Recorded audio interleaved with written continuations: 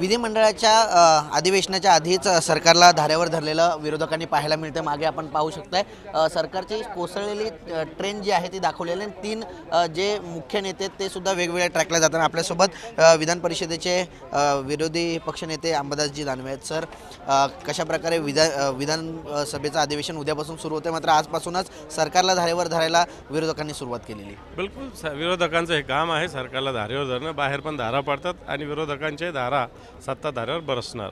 Sir, हे अधिवेशन कशा प्रकारे असणार आहेत, कोणकोणते मुद्दे जे आहेत ते विरोधक यावेळेस उचलून धरणार आहेत? शेतकऱ्यांचे मुद्दे सगळ्यात महत्त्वाचे, कायदा सुव्यवस्थेचा प्रश्न महत्त्वाचा आहे, औषधी ड्रग्स हे सगळे प्रकरण महत्त्वाचे आहे। सर, ज्याप्रमाणे ही ट्रेन आता कोसळलेली पाहायला मिळते, या अधिवेशनामध्ये सत्ताधाऱ्यांविरोधात आपण बंड पुकारल्यानंतर यातला एकतरी डब्बा रुळावर येईल असं वाटतंय?